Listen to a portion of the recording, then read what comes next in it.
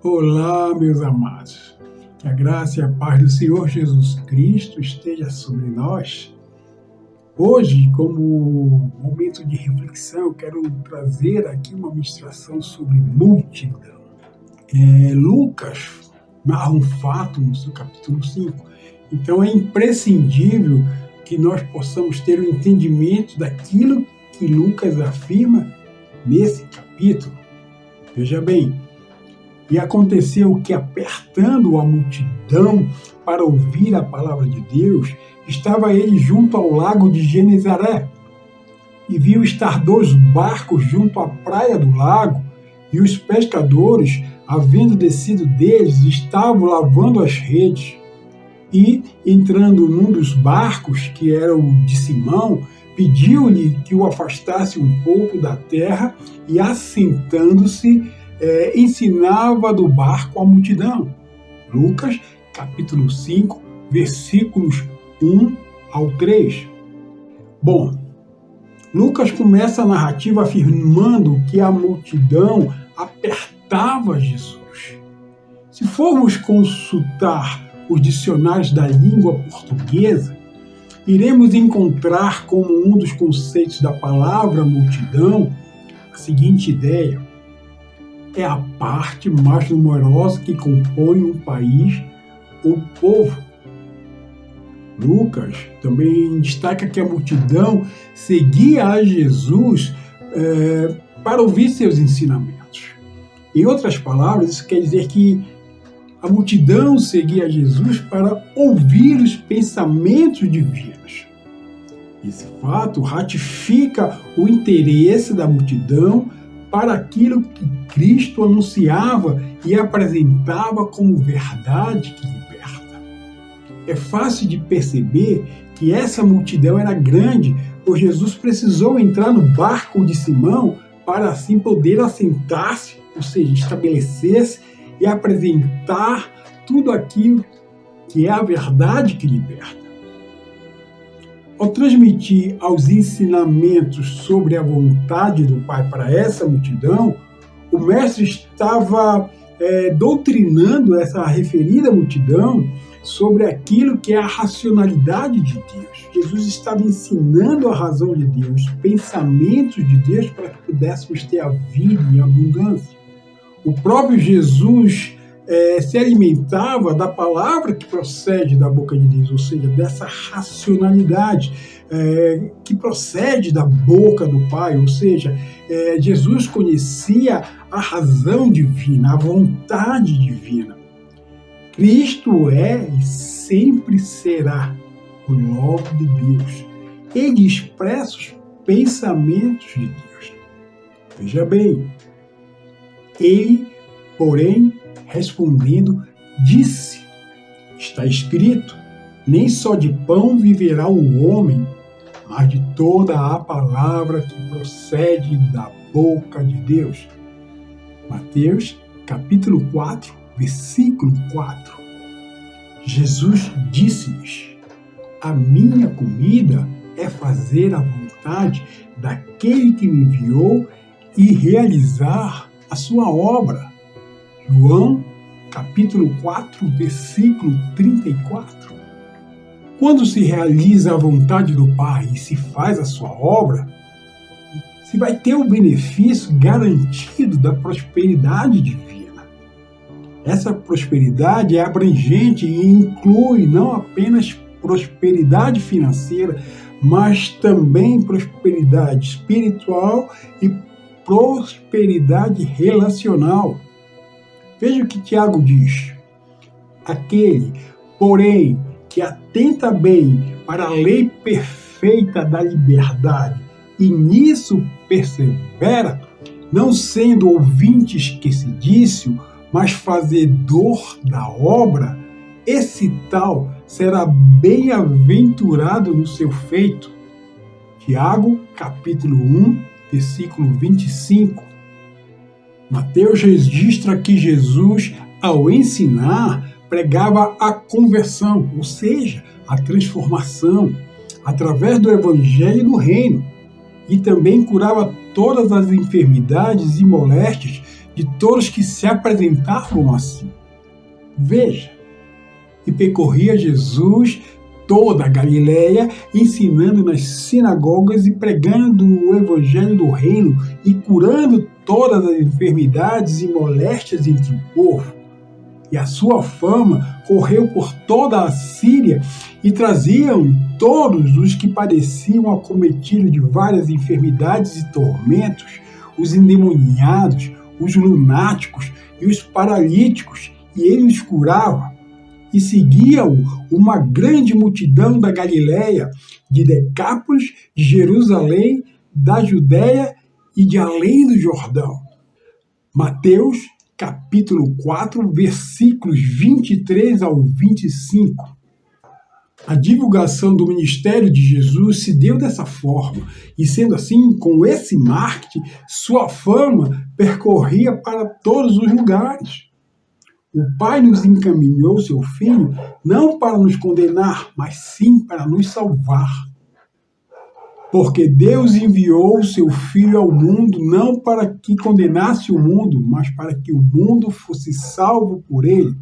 João capítulo 3, versículo 17. Jesus se ergue entre os homens, desfazendo tudo aquilo que eram obras do diabo, absolvendo de toda a culpa ao que nele crer, livrando da prisão e da condenação eterna.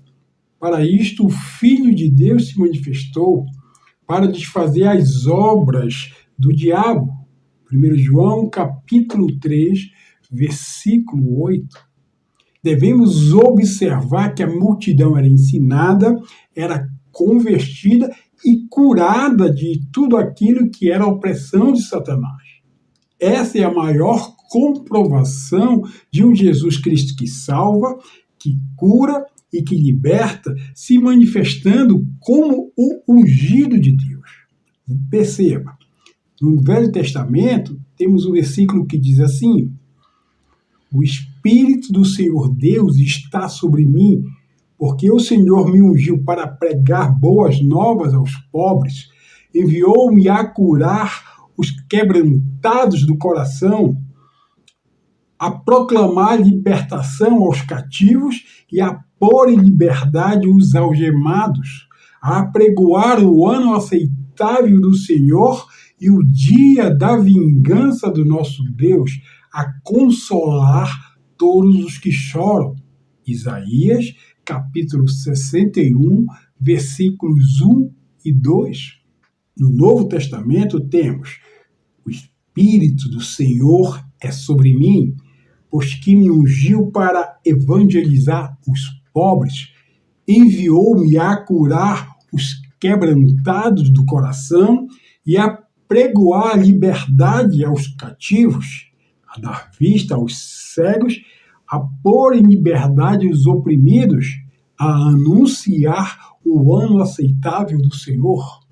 Lucas, capítulo 4, versículos 18 e 19. Quando uma pessoa na multidão obtém os ensinamentos de Jesus, os quais exprimem a razão, ou seja, a racionalidade de Deus, os pensamentos divinos, ela está se tornando capaz de praticar sua fé, ou seja, praticar a sua obediência.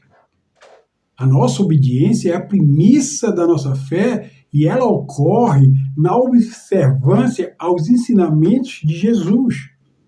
Ou seja, conhecer e pôr em prática aquilo que está escrito. Isto é, toda palavra que procede da boca de Deus. Paulo, em sua carta aos Romanos, diz bem assim: de sorte que a fé é pelo ouvir, e ouvir pela palavra de Deus. Outras versões dizem assim: a palavra vem pelo ouvir a pregação do Evangelho de Cristo. Está lá em Romanos capítulo 10, versículo 17. Para se obter a sabedoria divina, é necessário que se tenha temor ao Senhor. A palavra temor tem o significado de obediência. Isso implica em dizer que somente só se torna sábio aquele que aprende a obedecer. A palavra de Deus, no livro de Provérbios, nos fala assim, ó: o temor do Senhor é o princípio da sabedoria. Provérbios 9, versículo 10, parte A. Veja bem, Jesus maravilhava a multidão por conta dos sinais de cura que ele operava sobre todos os enfermos. E grande multidão o seguia, porque via os sinais que ele operava sobre os enfermos. João capítulo 6, versículo 2. Jesus, como o ungido de Deus, se interessava em ir ao encontro das indigências apresentadas por todas as pessoas que estavam na multidão, curando todas as suas feridas. Não devemos esquecer jamais que Jesus é a verdade que liberta a qualquer um que o siga. Assim, Jesus traz vida para aquela pessoa que está na multidão, pois ele se interessa pelas tuas feridas para te sarar. Quem estava na multidão ou presenciava os milagres de Jesus ou recebia a cura do próprio Jesus. E conhecereis a verdade, e a verdade vos libertará. João, capítulo 8, versículo 32.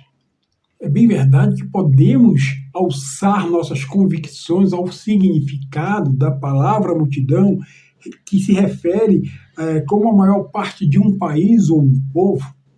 E sendo assim, podemos presumir que essas multidões alcançavam milhares, dezenas de milhares ou até mesmo milhões de pessoas que acompanhavam Jesus.